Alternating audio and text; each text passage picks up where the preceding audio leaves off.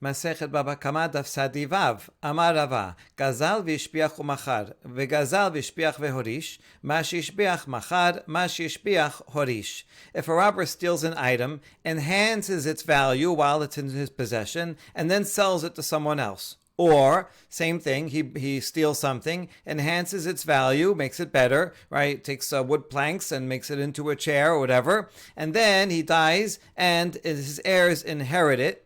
So that enhanced value, he keeps. The robber, by doing so, that is a change in the item, and so therefore he keeps the item. He doesn't have to return it. You can understand this in two ways. Either it was a significant change, that's an irreversible change, and that causes the robber to then acquire the item. He just has to pay for the original value when he stole it. Or it could be not a significant change, but remember that there was a takana. The rabbis made an enactment in order to encourage robbers to come forward and make teshuvah. They said, listen, if we would require the robber to come and return the item itself, especially with this enhancement, then they're never going to want to make teshuvah, because they don't want to lose out on the item they stole, especially if it's worth more now. And so the rabbis made a takana and says, listen, you know what? You can keep the item and keep the enhancement and just pay the value at the time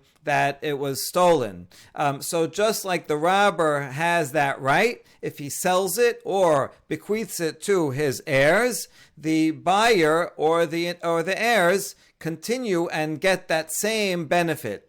So whatever he enhanced, he sold. Whatever he enhanced he bequeaths, and therefore the buyer or the heirs can keep the item, and they will, when the robber comes, they'll say, hey, give me that. So they can either pay the original value of what was stolen, or if they return the item, then the original owner will have to pay the difference between what it was worth at the time of stealing and the enhancement.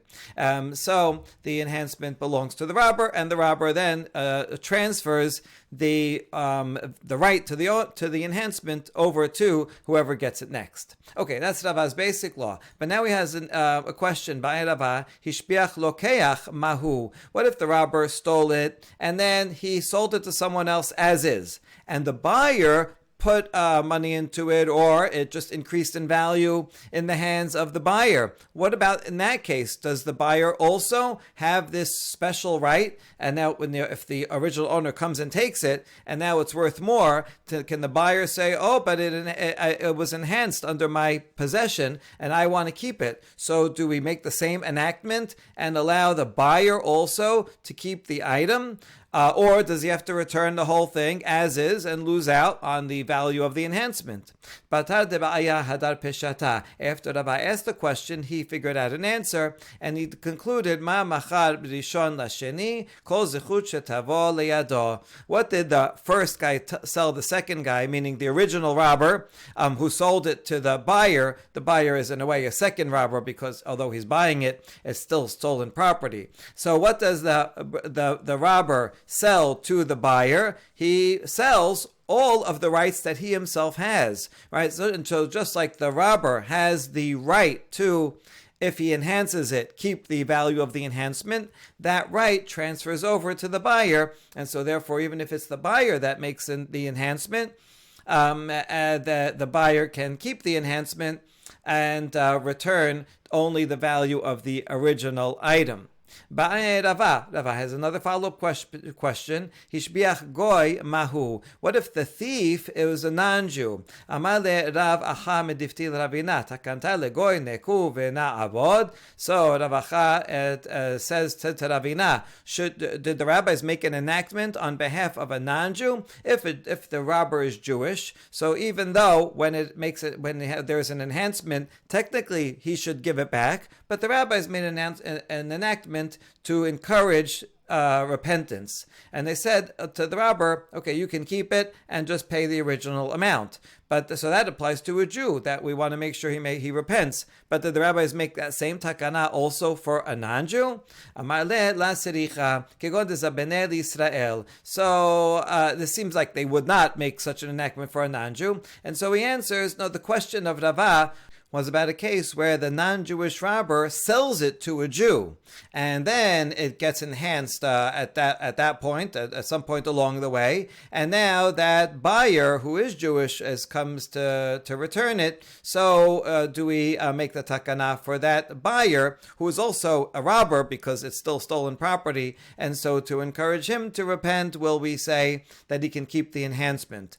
So that's the case. The question is, if it went through a non-Jew in the middle who was the first robber and only the buyer was a Jew, does the enactment apply to that buyer also? And we say, sof sof haba mechamat goy harehu kigoy. Well, it should not happen, because if it came from a non-Jew, then it should have the same law as the non-Jew. In other words, the non-Jew is the original robber, and assuming there is no enactment there, so the non-Jew does not have a right to keep the enhanced value. So then when he sells it to a Jew, so then how can he sell something that he himself does not have? And so the Jewish buyer therefore should not have the right to keep the enhancement. So that seems like it's an obvious answer, and that can't be the question of Rava. La siricha kegon de gazal Yisrael v'zabena nihale v'hishpicha goy v'adar goy v'zabena liYisrael mai. Rather, the question must be in the case where originally a Jew stole it, and then sold it to a non-Jew. The non-Jew enhanced its value, and then that Jew went and sold it to, that non-Jew sold it to a Jew. So you have a sandwich, right? It goes Jew, non-Jew, Jew. So what do we say in that case? You could just look at the beginning and the end. Since the original robber was Jewish and had the right to keep the enhancement with the enactment of the rabbis, and in the end, the final guy who is returning the item is also Jewish, and so the takana should apply to him. So then we can ignore all the steps in the middle. Do we say that, and the takana would apply? Or do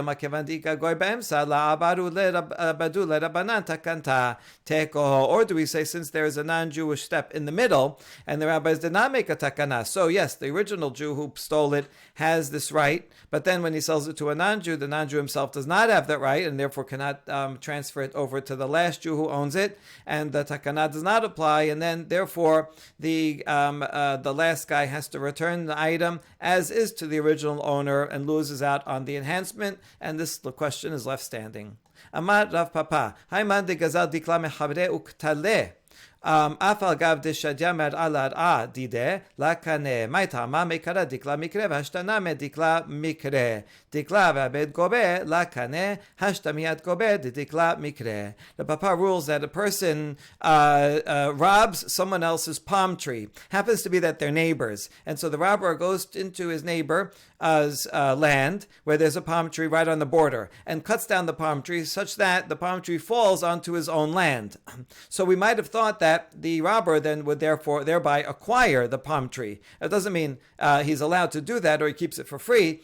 You still certainly have to pay the original owner for the value of the palm tree. But the thing is that since it underwent a change, this is what we're thinking, we might have thought, before it was a live palm tree, now it's a dead palm tree, and it so happens that it falls into his own property, so we might have thought that he acquires it.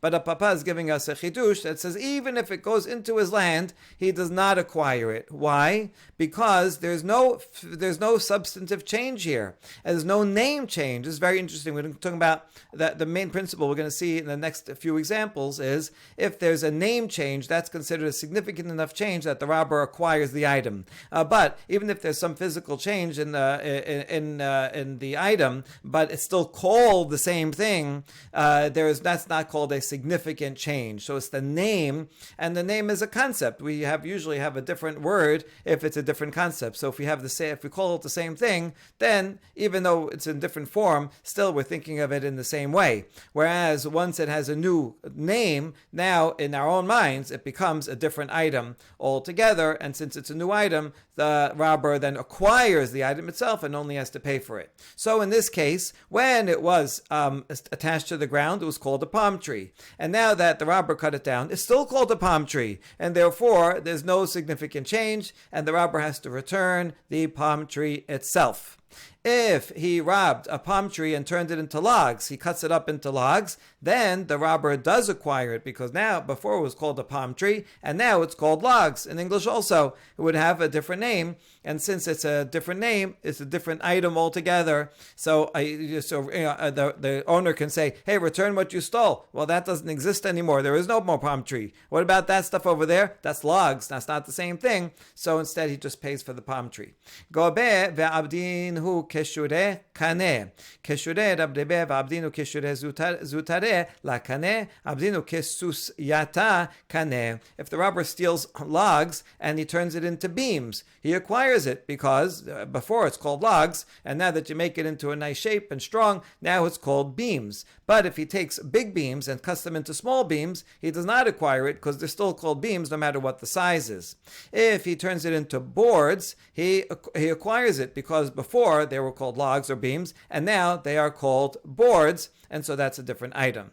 Amar Rava, Haiman de Gazal Ludiva, Vabdinu Huse Chane, de Mekara Ludiva Mikre Vashta Huse. If someone steals a palm frond, a lulav, and he rips off all the leaves and turns it into leaves, so now he acquires it, because before it was called a palm frond, and now it's called leaves. Huse Vabdinu Chufya Kane, Mekara Huse Vashta Chufya. If he stole leaves and turned it into a broom, he acquires it, because before it was called leaves, and now it's called a broom. Chufya ve'abde shar shura la kaneh ma'itama dadar satar le ve'have chufya. If he stole a broom and turned it into a rope, he does not acquire it, even though that is called a different thing. The reason is because you can just unravel it and turn it back into a broom. So in that case, it's just not a significant enough of a change in the item. It's reversible, and a reversible change is not considered a significant change and does not change ownership.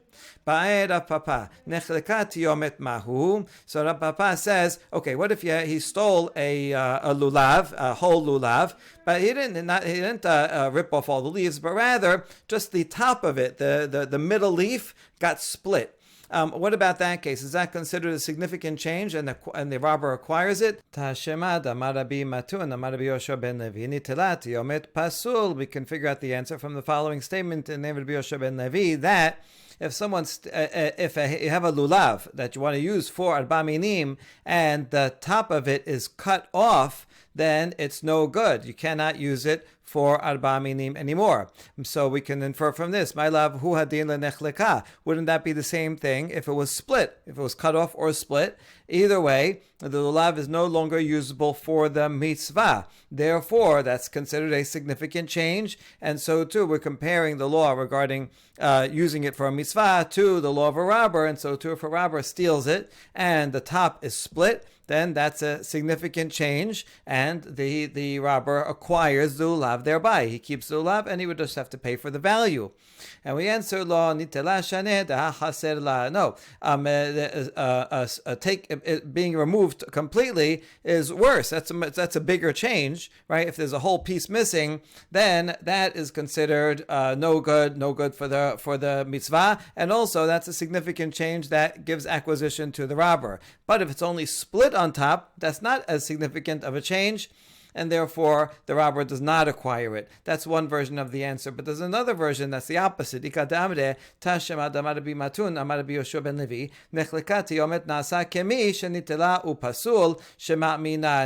Yosha ben Levi says, if the top of the lulav was split, it's the same as if it's removed, and therefore, in both of these cases, that's called a significant change.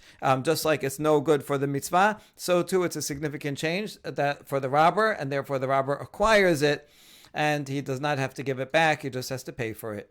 Amar Rav Papa, Haiman de Gazal Afra mechabre ve'abde lebinta lakane ma'itama dehadar mashvi le'afra. If someone steals some dirt and bakes it into a brick, that's not called an acquisition, even though it's a different item in terms of name, right? Before it was called dust, and now it's called a brick. But nevertheless, that's not considered acquisition because it's a temporary change. You can always take that brick and grind it up and turn it back into dust, and therefore he does not acquire it. But the other way around that's not the same. Levinta ve'abde afra kaneh. If he steals a brick and then he turns it in, he grinds it into dust, he does acquire it thereby. What's the difference? My amat dilma hadar va'abed le libinta, hay libinta charitihu fanim hadashot ba'u lechan. What would you say? That, well, if he stole the brick, he turned it into dust, but it's reversible because he could take the dust and bake it back into a new brick. Yeah, but the problem is that that second brick is a new brick. Panim hadashot. It's a new face. It's a new item. Yeah, before there was a brick, and now there's a brick, but you don't want to call that's the same brick. And therefore, it is in fact an irreversible change. If you steal a brick and turn it into dust, there's no way you can get the original brick back. Whereas the other way around, if you stole dust, turn it into a brick, well, you can turn it back into dust. And dust is just dust. It is considered called the same dust. It doesn't have enough of an identity that you would say it's different dust. Avamara papa, Haiman de Gazan Nascha Mechabre, Vavad Zuze La Kane, Maitama Hadar Avid Lehu Nascha. If a robber steals a bar of silver and then he turns it into coins, that's not considered a change, even though it's a name change. Before it's called a bar, now it's called coins. Nevertheless, the problem is that it's reversible because you can always melt the coins and turn it back into a bar of silver. The other way around, however, Zuzeh va'abdinu naska kaneh. Mayamat hada abed lehu zuzeh panim hadashot ba'u lekan. If he steals coins and he turns the coins into a bar, so that is considered a change, irreversible change. Why? Because what are you going to say? He can turn it back into coins? Those are new coins. The coins that he makes, they're not the same as the old coins. Coins have a very specific identity that you wouldn't call them the same coins, and therefore there's no way you can get back the original coins, and so that's different from a bar, which is less identifiable. Shechime be'abdinu hadate lakaneh. If he stole blackened, tarnished coins, and he cleans them up, polishes them, and now he made them like new coins, that is not considered an acquisition, because he can always eventually they'll tarnish again, and he can make them dirty again, so he can make it back into what it was before. So that's called reversible. But the other way around, if he stole new coins and then he made them dirty, that is a permanent change, and the robber has acquired them. Mayamat hadar avad lehu hadate medayadia shihamayhu. What are you going to say? He can polish them again and make them like new? They're never going to be quite the same as new. You can always tell that they have been tarnished, right? You can make them like new, but not really the same as they were before, so that's called irreversible. Okay, finally the Mishnah at the end said, there's a general rule that robbers always pay according to the time of the robbery, with the value of the thing that they stole at the time of the robbery, whether it goes up or down in the meantime. What is this general rule coming to include? The Mishnah already mentioned examples of it, so why do we need this general rule? גנב טלה ונעשה עיל, עגל ונעשה שור, נעשה שינוי בידו וקנאו, טבח ומכר, שלא הוא טובח, שלא הוא מוכר. If a robber steals a baby animal, a lamb, but then it grows up and becomes a ram, or he stole a calf, a small, and then it becomes an ox, that's a significant change that happens while in the possession of the robber, and thereby the robber acquires the item. Therefore, if after having stole it and after it grows up and now it's a new item, the robber slaughters it or sells it, he does not have to pay the penalty of 4 or 5 because he sold or slaughtered his own animal. So he'll have to give back the original. He still has to pay double back, but he doesn't have to pay 4 and 5. And so this is the extra chidush that the Zeh Kalal is teaching us, that it's considered the same as from the value is the time that he stole it, and now that it's a new item because it's bigger. Before it was a lamb, now it's a ram, so now it's a new item, and he doesn't have to pay the 4 and 5. Hahu gabra digzal padna de tore mechabre azal kerav behu karba zera behu zara the sof adrin hu lemare. A story about a person who robbed a pair of oxen, and this robber went and used them, and he plowed his field, and he sowed seeds with them, and then he returned it to the owner. Now technically we would think now he returned it. Good, so he returned the stolen item. That's what you have to do. But they went to Rav Nachman, and Rav Nachman says not only is it's not enough that you returned it, you have to go and estimate the enhancement of the land that you received through this pair of oxen, and you, robber, have to pay the original owner also for the enhanced value of the land, because you used the oxen in order to enhance the land. It's kind of like paying rent for the time that you used it. Amar le Rava, Toreh ashbach ara la ashbach, but Rava told Rav Nachman, well, that doesn't make sense. I should have to pay that much. Is it only the oxen that brought the enhancement of the land, not the land itself? I mean, it's true, the oxen helped out, but it's also the human initiative there, the know-how, the human labor, the land itself that now is much better than it was before. If you steal a hammer and you make a chair, so you should just pay a rental value for the hammer. You don't pay the full value of the chair as opposed to the raw wood just because you used someone else's hammer. So it doesn't make sense. I should have to pay all of the amount of the enhancement. Amar mi kamina nishaimu kule palga kamina. Rav Nachman says, no, I didn't mean that he pays the entire amount of the enhanced value. I meant half. Right? Makes sense. Half is due to the oxen who worked it, and the other half is due to the land itself that is increased, and all the other factors that went into making the land enhanced. Amale sof sof gezelahu vekadrana be'aina. But Rava persists and says, still your ruling doesn't make sense, because this is a stolen item, and you stole the item as is. Ditnan kol hagazlanim mishalamin keshata gezela. All robbers have to pay back the thing that they stole at the time that with the value at the time that they stole it. And here, what better is cases there than you're returning the actual items? So why would you have to pay for the use of the oxen in between, right? Or even if it's not the full amount of enhancement, even half the amount of enhancement, why should you have to pay anything at all? Rav Nachman says that I told you, while I'm sitting as a judge, don't say anything to me, right? If you want to ask me a question, ask me later on the side. We have everybody here, and I'm in the middle of making a judgment, and I have my reasons. I'm not always going to reveal all of my considerations, and so ask me in private. Don't ask me while I'm in the middle of judging. Ta'amar huna chabrin alai ana v'shevor malka ache bedina. And you should trust me, because our friend Huna, Rav Huna, he says about me that King Shapur and I are brothers regarding monetary law.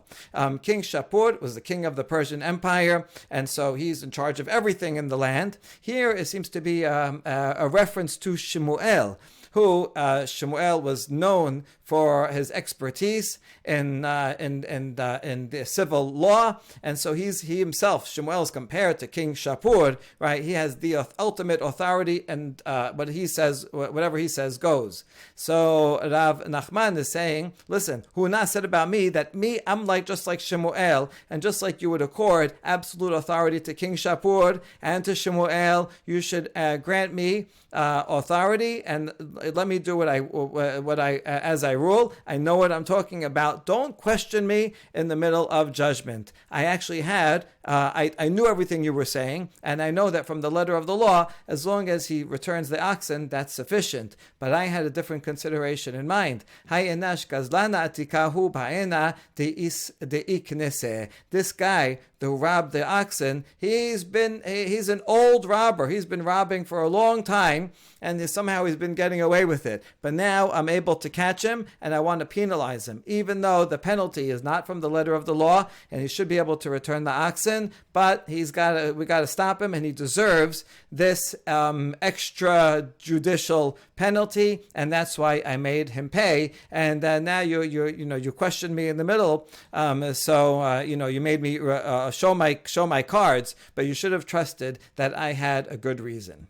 The next Mishnah teaches, Gazal behema v'izkina avadim v'izkinu meshalem kishat hagezela. The Tanna Kama teaches that if a robber steals an animal and it became old, or he steals a slave, a tumen evet kena'ani, and the slaves become old, and now they're worth less than they were, the robber has to pay the value at the time that he stole it, and because now it became worth less than it was before.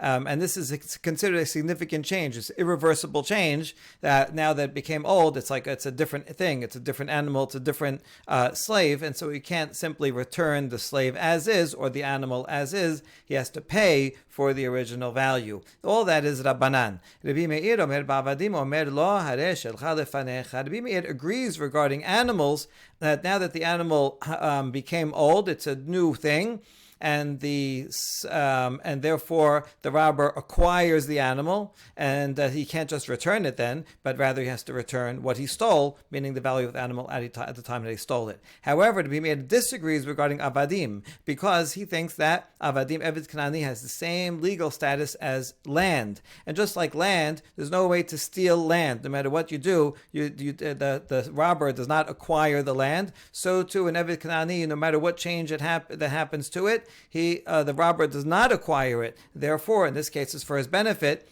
He can simply return the slave and said, this was yours, I'm returning it to you. Yeah, but now it's worth less. Well, it's still the same item that I am returning to you.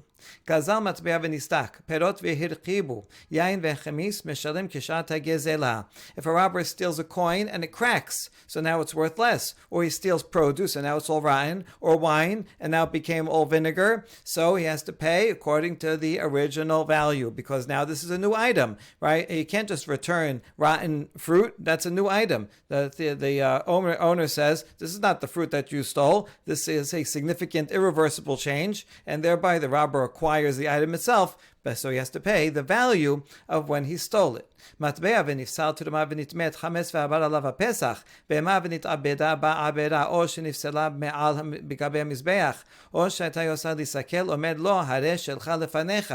A very interesting law that's different from this one is if the item that he stole becomes bad, but not physically bad, there's no physical change in it, but there's only a legal change in it that makes it worth less. That is not considered a significant change by which the robber would acquire it and he can return the item itself. The examples are a coin, and the coin looks exactly the same, but the government canceled this currency. Right? This is no longer valuable. So now the coin, well, I stole this coin. I still have the coin. It's still in perfect shape. So the robber can return the coin, even though now it won't be usable anymore. Or if he steals teruma, and teruma, when he stole it, it was tahor, so a kohen could eat it. It's worth significant money. It became tameh. And now it's worth almost nothing because all a kohen can do is burn it.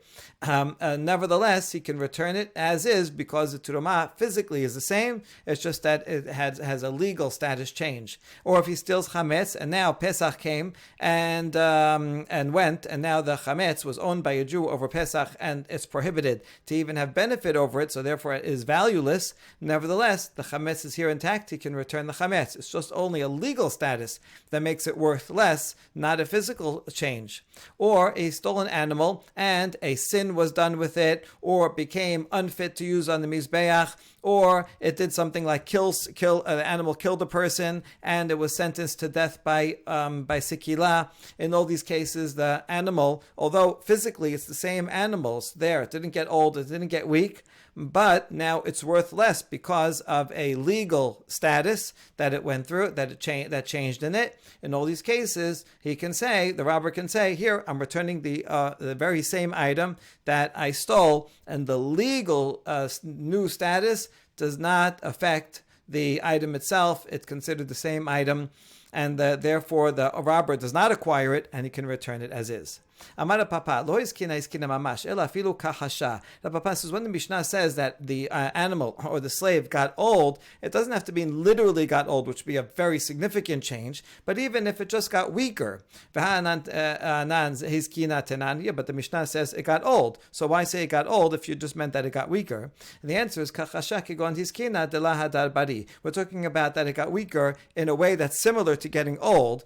in the sense that it cannot return. Just like some animal that gets old, it's never going to get young again. So too, we're talking about a permanent weakening, a permanent illness that makes it no longer the same as it was before. That's considered a significant change. And so even if it didn't get old, just got weaker, but permanently weaker, that's a significant change, and the robber acquires it and therefore has to pay the original value. So now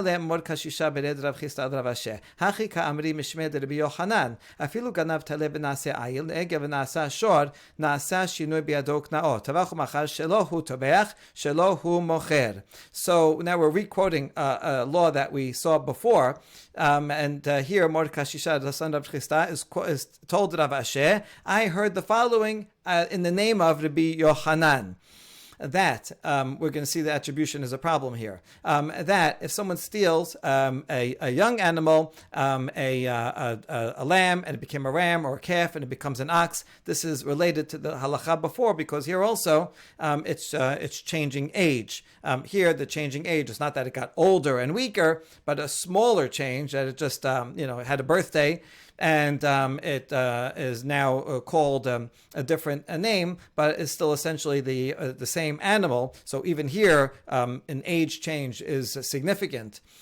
So in all these cases, this is significant enough of a change that the robber acquires it, and that has an effect on if he stole it, and then it gets older, and now it's called a ram or an ox, and he slaughters it or sells it, he acquired it, and therefore he doesn't have to pay the 4 or 5 a penalty for slaughtering it or selling it. Okay, this halacha is true. Marle Rav Asher said, yeah, I agree with the halacha that you taught, but lav amin alach la tachalif kabre, but I told you already, make sure not to change the names of the tradents. Who said this? This was not said in the name of Rabbi Yochanan, it was said in the name of Rabbi Il'ah. So yes, remember this tradition, but make sure to remember it with the proper attribution.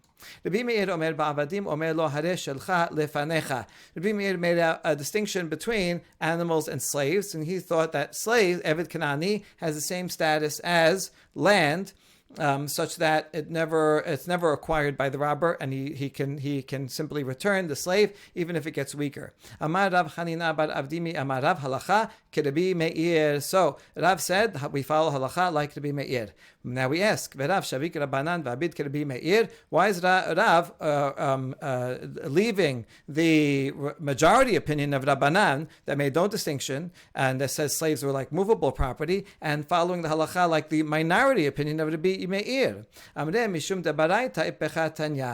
answer is because there is a baraita parallel to this Mishnah that has the opinions reversed.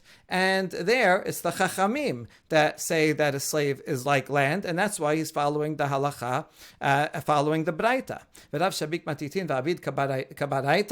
Wait, why is Rav eschewing a Mishnah and following a baraita? Mishnah is more authoritative than a baraita, and the answer is Rav matitin nami pechatane. Rav is teaching a Mishnah also in the opposite way, not like the Mishnah we had before, but in his version of the Mishnah, it's Rabbanan that say that slaves are like land, and you return the slave as is. Yeah, but why is Rav flipping the Mishnah based on the baraita? Well, right, what made him decide that? If he has a baraita one way and a Mishnah the other way, he should follow the Mishnah as being more authoritative and switch around the opinions in the baraita. And so we answer, kind of again, like the same that we just answered, that Rav, he had a tradition of the Mishnah in the other way than we have the tradition of the Mishnah. So yes, in his version of the Mishnah, it's the Rabbanan that say that a slave is like land, which is also what it says in the Baraita. So his version of the Mishnah was the same as what he had in the Baraita, and both of them, this the Rabbanan that say a slave is like land, and that's why he said that should be the halacha.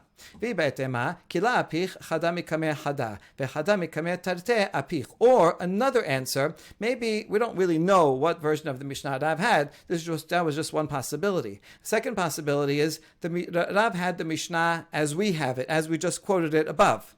But when we say you shouldn't flip around a Mishnah and correct it off of a Baraita, because Mishnah is more authoritative than a Baraita, that's only if you have one Baraita. But if you have two Baraitot against the Mishnah, then two Baraitot are more authoritative than one Mishnah.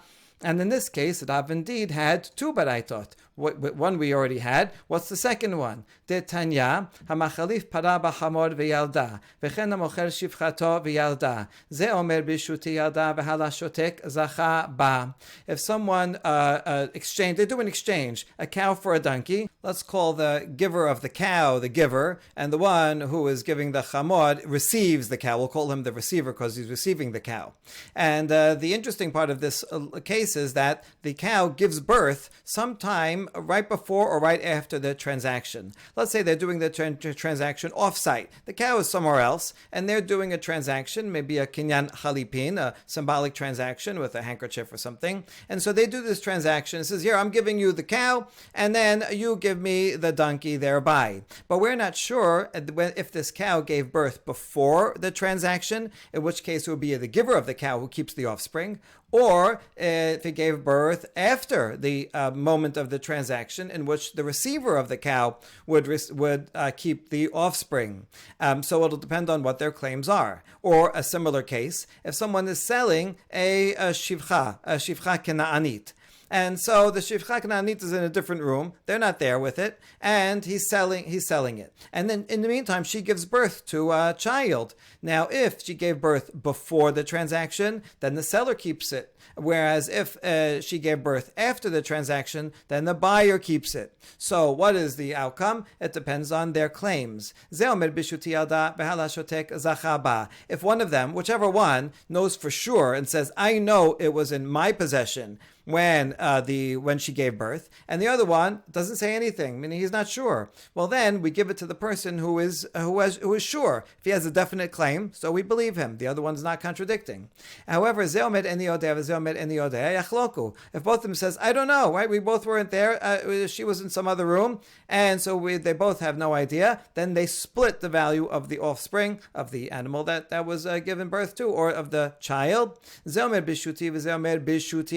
Yishava mocher shebirshuto yalda, lefi shekol nishpain b'torah nishpain v'lo meshalamin divrei Rabbi Meir. If both of them have a definite claim, the seller says, the maidservant was in my possession when it gave birth, and the buyer also says, no, I know for sure it was in my possession, then, according to the Rabbi Meir, the seller makes a vow that she gave birth before the transaction while it was still under his possession, and then he keeps it. Why? Why does he make the vow? Because there's a general rule that anyone who makes a vow, a Torah mandated vow, makes a vow and doesn't pay. In other words, it's always going to be the defendant that can make a vow and then not pay, whereas it's not going to that will be the seller, whereas it's not going to be the buyer who is trying to extract the item and get paid. You can't make a vow and get paid. And this slave, beforehand, it was under the ownership of the seller, so the seller keeps it until it transfers over to the buyer. So the buyer is the one that's trying to extract the money,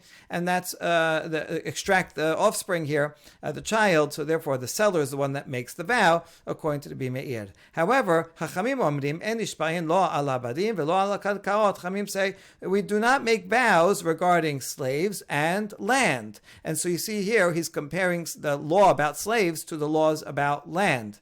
And therefore, while Chachamim would agree in the case of the animals, they disagree in the case of the shivcha kena'anit and say, no, there's no vow, and even the seller cannot make a vow here and keep the child because we don't make vows. So what we see here is that Chachamim are comparing the law regarding Eved Kanani or Shivcha Kananit to land in this Baraita.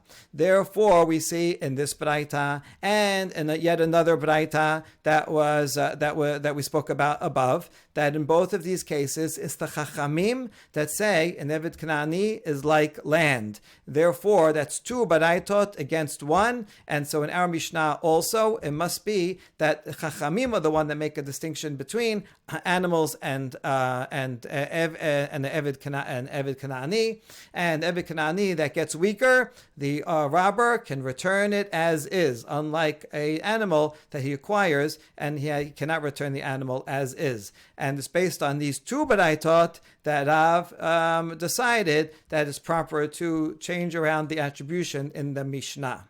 Finally, Hai halacha Rabbi Meir, halacha Rabbanan ba'ele. Why did Rav say halacha is like Rabbi Meir? He should have said halacha is like Rabbanan, because he thinks the halacha is like Rabbanan. Rabbanan is the one that makes the distinction between the two. He switched it around.